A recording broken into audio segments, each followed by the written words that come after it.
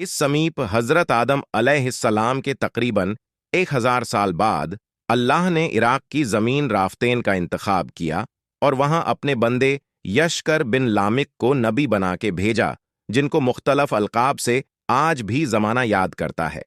कोई अल्लाह के उस नबी को अब्दुल गफ्फार कहता है, तो कोई अब्दुल जब्बार, तो कोई इलियास, तो कोई कश्ती वाला नबी और कोई नूह नजीउल्लाह कह के बुलाता रहता है।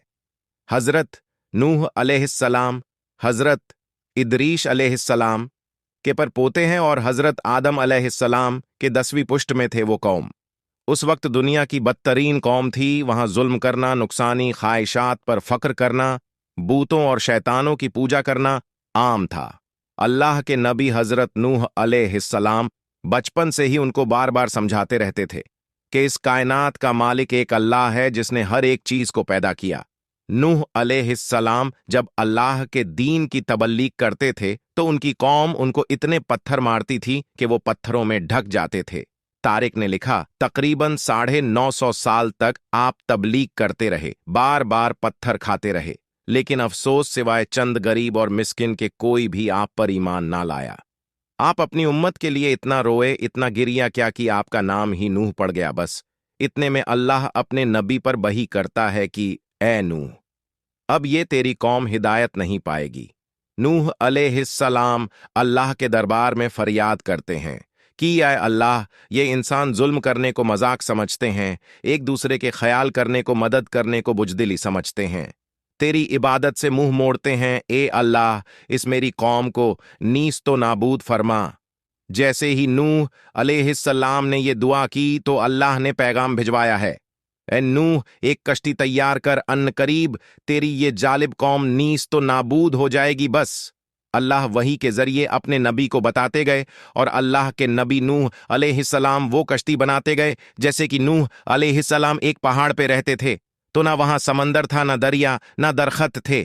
बिलाखिर अल्लाह के नबी नूह ने दरख्त उगाए और उसकी लकड़ी से कश्ती को बनाना शुरू किया। आप लकड़ी से बड़े बड़े तख्ते बनाते, फिर लोहा लाते, उसे कील बनाते, तख्तों को जोड़कर उसमें कील ठोकते गए। तकरीबन 100 साल तक आप वो कश्ती बनाते रहे और आपकी कौम रोज आपके पास आती और आपकी तौहीन करती, आपको पागल कहती कि ना तो यहां दरिया है ना समंदर, फिर भी ये पागल कश्ती बना रहा है।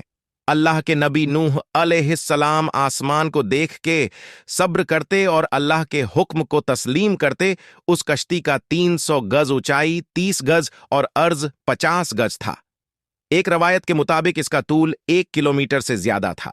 ये कश्ती आम कश्तियों की तरह नहीं, बल्कि जिस तरह से इस कश्ती को नीचे से बंद किया गया था वैसे ही ऊपर से भी बंद किया गया था, ताकि बारिश का पानी भी कश्ती में दाखिल ना हो सके। इस कश्ती में अलग अलग 3 दर्जे बनाए गए थे।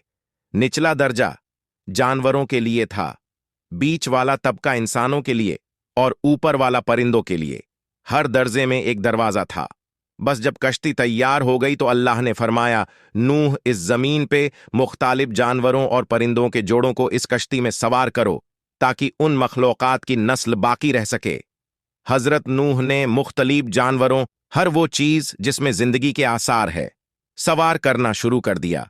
फिर आप इंसानों को हुज्जत तमाम करने के लिए कहने लगे, आओ, ये कश्ती निजात की कश्ती है, जो भी इस कश्ती में आएगा वो अल्लाह की अमान में होगा। वो पूरी कौम हंसती रही। तारीख ने लिखा, आपके साथ थोड़े से ही लोग थे जिनकी तादाद पास किताबों में 80 बताई गई है, जिनमें आपके 3 फर्जंद हाम, साम या फेरिज और उनकी बीवियां भी मौजूद थीं। अल्लाह ने अपने नबी नूह से कहा, तंदूर से पानी उबलेगा और पूरी कौम को डुबा देगा। इस बात को सुन के वो कौम हंस ही रही थी कि इतनी देर में तंदूर से पानी उबलने लगा। लोग उस पानी को देखने के लिए दूर दूर से आते हंसते, लेकिन कुछ ही देर में उनकी हंसी खामोश होने लगी, क्योंकि वो पानी इतना बढ़ता गया कि उनकी तमाम घर डूब गए और ऊपर से बारिश भी बरस रही थी।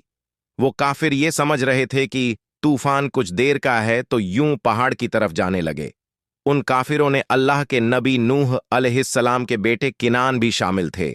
जैसे ही नूह अलैहिस्सलाम ने अपनी बेटे को देखा कि वो काफिरों के साथ पहाड़ पे चढ़ रहे हैं, आपने दूर से आवाज दी, ऐ किनान, इस निजात की कश्ती में आ जा। तो किनान और उसकी मां बोली, हम थोड़ी ही देर में पहाड़ की चोटी पर पहुंच जाएंगे और पानी वहां तक थोड़ी आएगा।